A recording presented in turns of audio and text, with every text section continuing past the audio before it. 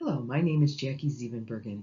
I'm with the Cuyahoga Soil and Water Conservation District, and today I would like to bring you the presentation, Gardening for the Greater Good, Stormwater, Native Plants, and Pollinators. In part one, we are going to talk a lot about the things that you can do and how these three components of native plants, stormwater, and pollinators work together. Also, I hope you will take a moment to look at our introductory PowerPoint presentation so you can learn a little bit about our agency and just some general information, background information before you watch this. With that, I'm going to get started. Cuyahoga Soil and Water Conservation District serves our county by implementing programs and practices to protect and restore healthy soil and water resources. Amy spent quite a bit of time talking about stormwater pollutants in the introductory video, but because we're talking about gardening for the greater good, I want you to know what it is that we are trying to remediate. So here's a list of some of the pollutants. And these are the things that are running across the land, running across those impervious surfaces when it rains. And here in Cuyahoga County, with all the development that we have a huge amount of impervious surface. So those are things like roofs, parking lots, things with asphalt, things with cement, things that cannot absorb stormwater, can't slow it down. So here's some of the stuff that is picked up when it rains. If there's excesses, if it's applied in too great of concentrations, or if it's dripping out of our cars and such. So fertilizers and pesticides, oil and gas, car wash fluids, if we try and do our own car washing at home, road salt, if it's been over applied, pet waste, and it's actually quite often not that the whole feces, but the bacteria from the pet waste leaches out and ends up in our waterways. Litter, both that is thrown out, but also things that accidentally escape our trash bins. And then one of our big problems in Cuyahoga County is sedimentation. So when soil is washed into our streams. I already talked a little bit about impervious surfaces. We also have green concrete, a lot of it here in the city. So those things that aren't covered with concrete and asphalt and roofing materials are often covered with very thin layers of turf grass with soil that's compacted underneath. And that makes it very difficult for that soil to function in the same way a natural, healthy soil would function. So you can refer to that as green concrete. And the main point is it all adds up. It's not just one person with a little bit of pollution. It's a whole lot of people in our really highly developed, populated area. In many cases, our impervious surfaces like rooftops, lawns, and driveways are directly connected to the local creeks and streams, and those eventually flow into Lake Erie. And the reason that our city hardscapes are connected is because our storm drains quite often drain directly into the streams. And that's why it's so important not to pour anything or let anything flow into the storm drains that you wouldn't want to pour directly into the stream. So what can you do? Reduce your lawn. Replace that turf grass with native plants in pollinator and rain gardens.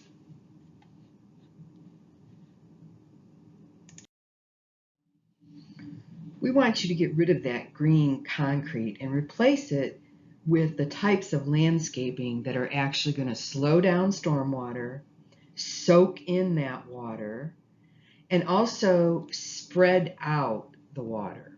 And we're going to talk more about the types of landscaping that can do those things. So if you look over on the left side of this slide, what you're seeing is green concrete. That is barely permeable, so in other words, the water can barely sink through it. And the reason for that is you can see there that the root system is extremely shallow. And the shorter you cut the grass, the more shallow that root system is. So if you mow high and let it lie, you give it a little bit of edge, but no matter what, it just can't compete with those other native plants. And what we have here is an example of prairie plants, but natives in general have these much longer, wider, bigger, more wonderful root systems. There's also some interactions that happen between the microorganisms and even mammals that live in the soil and the root systems of these plants. And one of the most important interactions is between fungi called mycorrhizae that grows on the plant roots and the plants themselves. And this mycorrhizae actually helps with water absorption, and it helps with the plants to absorb nutrients. Because the plant root system is really big, that also helps the ground absorb water, because you get a lot more pores when you have vegetation and root systems growing through and animals tunneling around. That creates a really healthy soil system. If you look over on the right side of this, you can see that there are some native plants that are relatively short, although a lot of these are tall and are going to contribute to the organic material when they die back in the winter. There are some systems of grasses that are relatively short and can be used to replace some of your turf grass while getting the benefits of a natural root system. So let's talk specifics. What kinds of things can you do in your lawn that will help make it look pretty and also improve its ability to soak up stormwater and to be a great wildlife habitat? Well, one of those things is to cut corners. So a lot of times our lawns are a living space, and we understand that. You want them to be beautiful, you want them to be functional, but you also want to be able to do things on your lawn, like picnic or perhaps recreate. So I'm looking at a property that is about an acre and it's almost all grass. And as I think about ways that I want to add plants to that, I have to consider, do I really want to put a rain garden or a garden in the middle of the lawn where I might someday want to have a little baseball game or play volleyball or badminton? So one of the ways you can solve that problem is to cut the corners. Chances are you really don't use the corners of your yard for recreation or picnicking.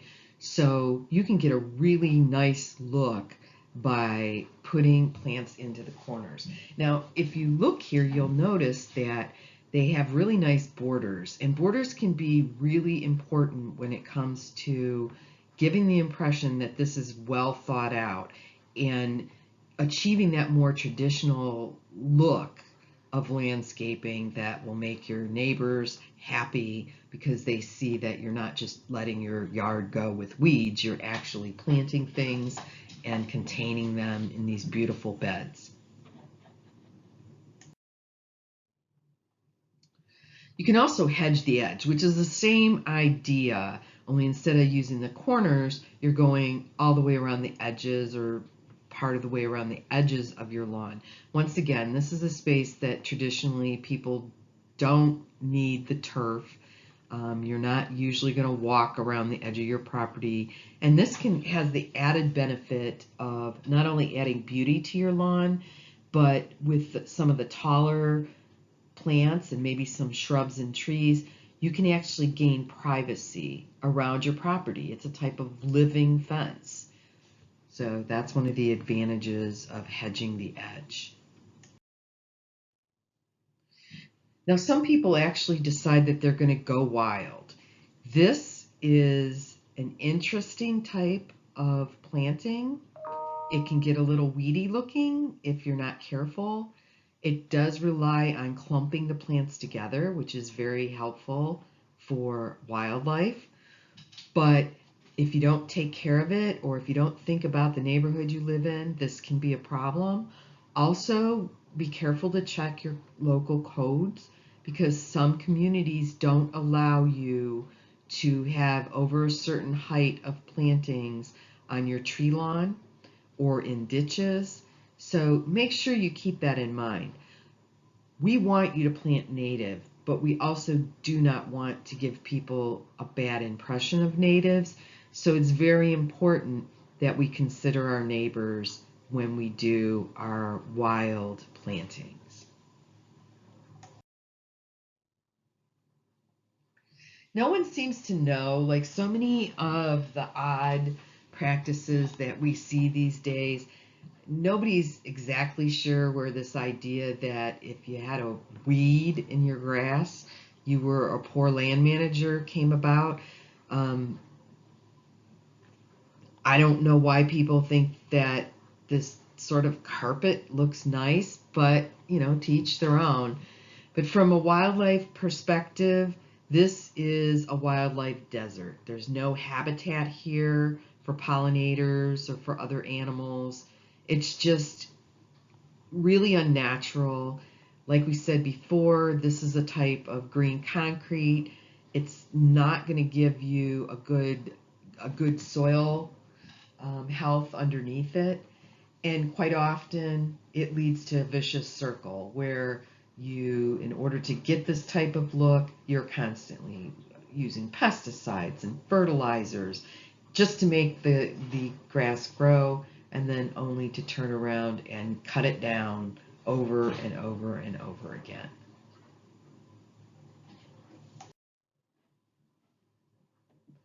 So basically that previous slide just leads to a very lot of hungry pollinators that wish you would plant some flowers and some things other than that big expansive lawn.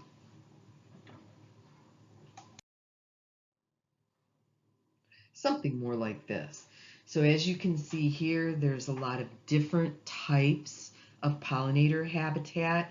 You have on the upper left clumped areas of wildflowers that are native. Um, we do not have a problem with people mixing natives and non-natives. The idea is to add more and more natives into our landscapes, so we have this habitat for pollinators and other wildlife. However, if you like a particular plant, feel free to put that in there. I happen to like corbels. They are not a native plant, but they're not invasive. They're not a problem. We do want to stay away from problem plants.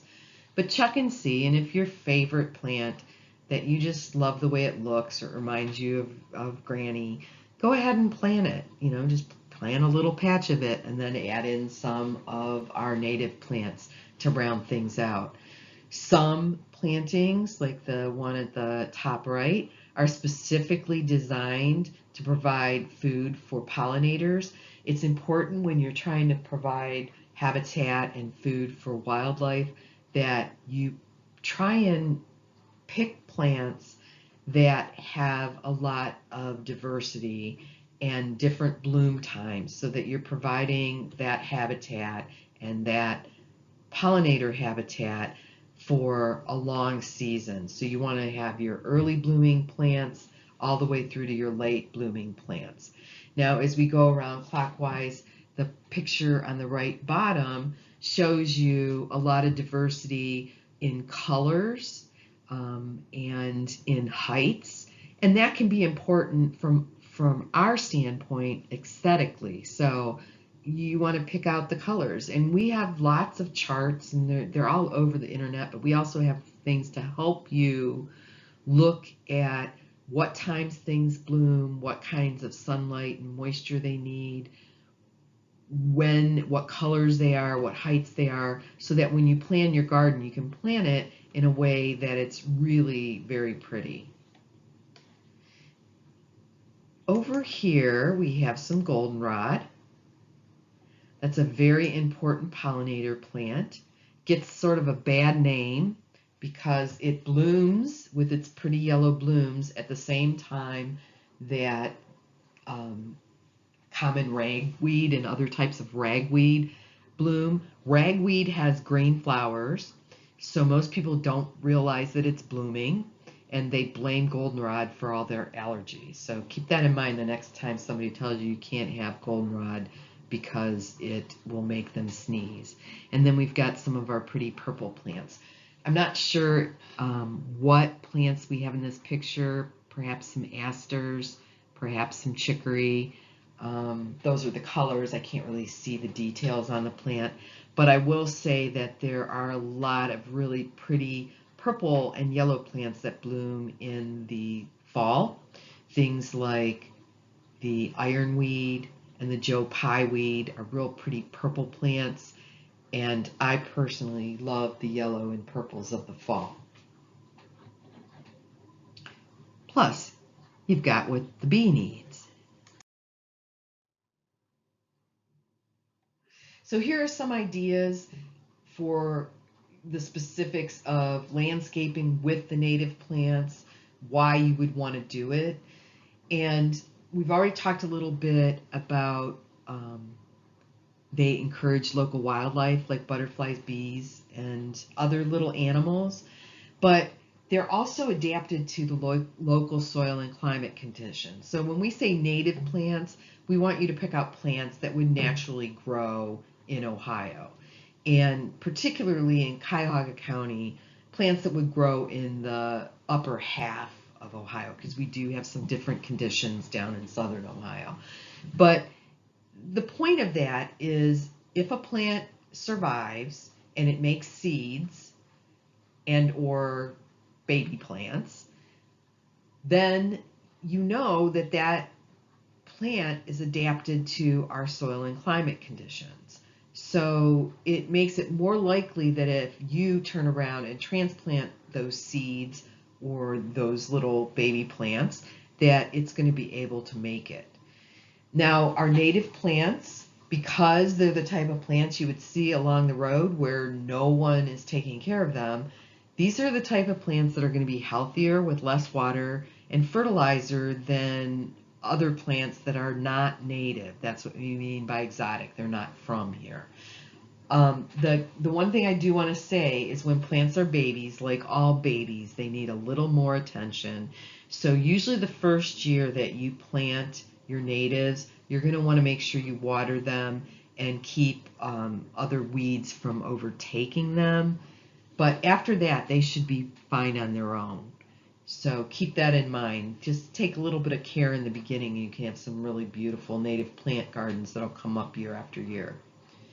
If you get good, solid patches of native plants, that can help prevent the spread of exotic invasive species.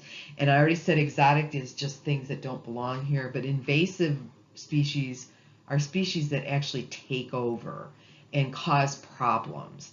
And they have certain characteristics. And if you want to learn more about that, please look up invasive species, because it's very interesting how they outcompete our natural plants and animals that belong here in Ohio.